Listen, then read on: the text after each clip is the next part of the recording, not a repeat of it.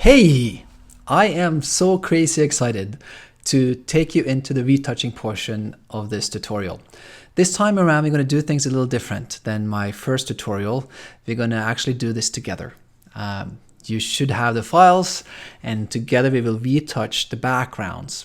Now, as I mentioned earlier, I'm truly inspired by Confucius and his one saying, I hear and I forget, I see and I remember, I do and I understand. And what I really want to accomplish in this retouching is not just for you to see my process, but for you to participate in it.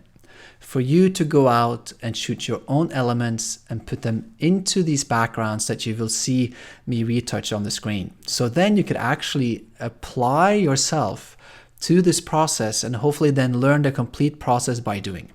That is my goal for getting this retouching done. So I'm excited to take you on this journey that it will be the next, I would think, 10 hours at least to retouch these pictures. I do want to mention a few things before we dive into it. The first is how I see Photoshop. It is an extraordinary tool. It's an extraordinary place to express yourself, but it also is an extension really of photography. And that's what it is to me. That's where I come to it from. It's truly an extension of the images that I captured with my camera and a way to fulfill the ideas that I have.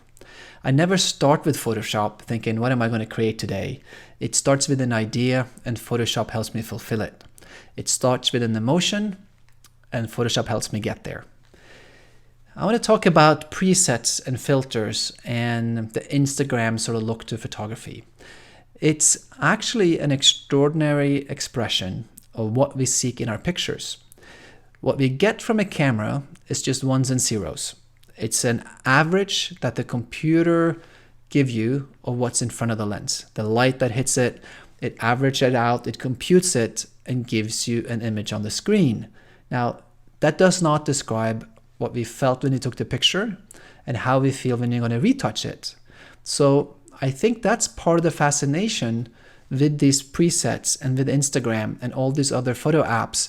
It will instantly give you an image that expresses something more than what it is. This is really important to me because I think that when you know this, that you want to express or give something to the pictures, you actually have the power to do it yourself without leaning on someone else's presets or actions or something that's done for you through a photo app. I think if you use, let's say, Instagram, I guarantee it that there's a few filters there that you use more than others. That means that you are drawn to the quality that that filter will give you. So find why. Why does this certain tone, if it's cool or warm or funky or cross-processed looking, why is that enticing to you? Because then you can start applying that in your own unique manner to pictures. I'm mentioning this because Photoshop is such an extraordinary tool. So you got to use it to the fullest so that you express something unique that you want to give to your photography rather than leaning on presets to get a quick fix. So I'm going to show you the tools, very few tools, that I use in my Photoshop process to express myself in these pictures. What you see in front of you is a side picture that was grabbed while we were shooting the wise old man on the train cart. And we were at the train museum, and how could you not, with talent like this and locations like this, not do some additional pictures? So in giving you an introduction to my tools, we're going to run through this picture real quick so that you have a basis for the few elements that I use to every Photoshop layer in every file that I take. So we're going to apply a few things: contrast, color, and a bit of saturation. I'll show you what those elements are so that you know the elements to my Photoshop process, and then we're going to apply those to the real retouch. So bear with me as we go through this real quick. If you know Photoshop really well and you have my previous tutorial, you probably don't have to look at this, but I want to run through it real quick. So first, I'm going to take you into Capture One, have a look at that, and then back to this picture in Photoshop and we retouch it. So here we are in Capture One, and we have imported all the pictures from this shoot, and what you see in front of you is the image select that we want to retouch. And what you see is that it's not too far from where we want to end up. Just want to show you the tools that I use briefly and show you the settings that I like to use within Capture One.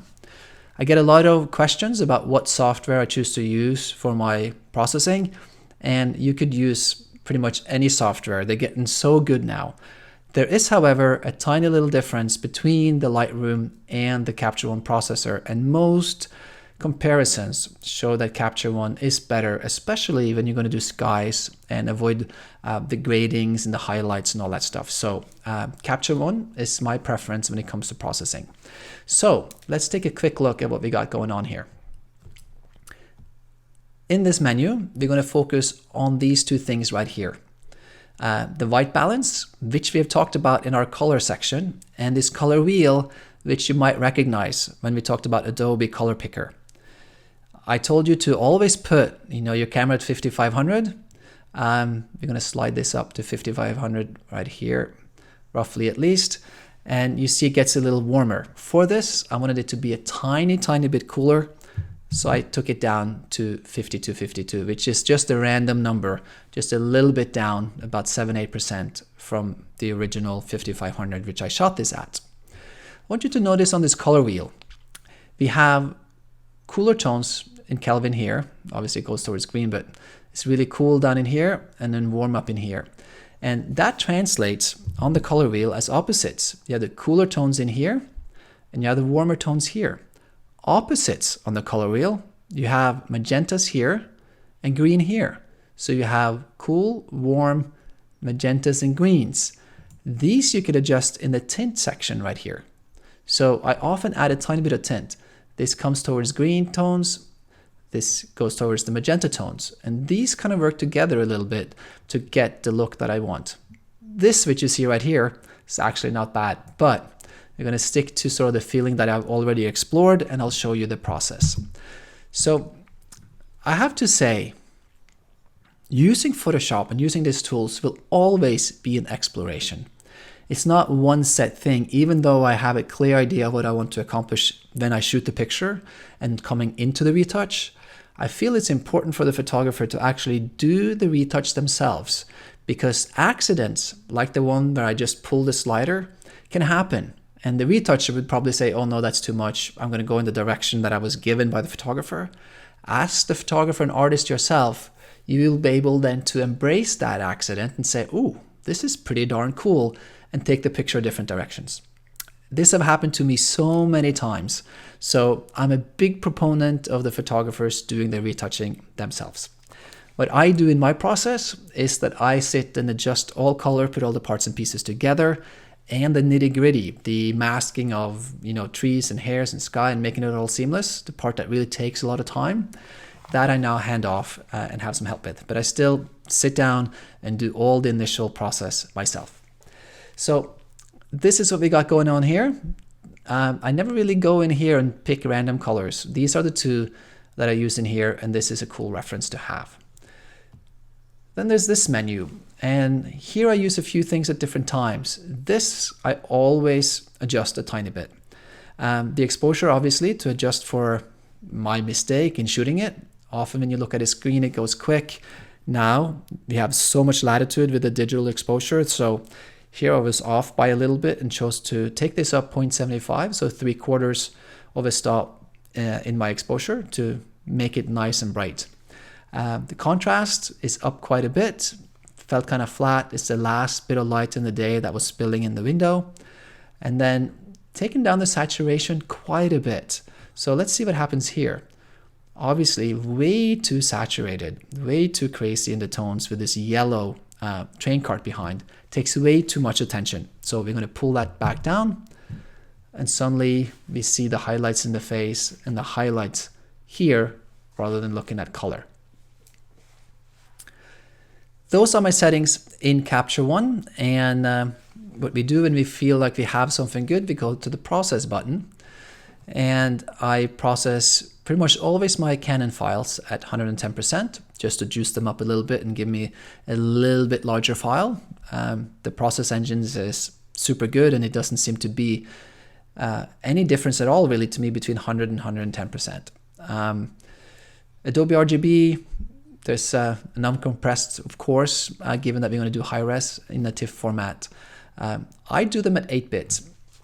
You can now work in 16-bit pretty much unlimited in Photoshop, but it creates a crazy large file for not all that big a gain.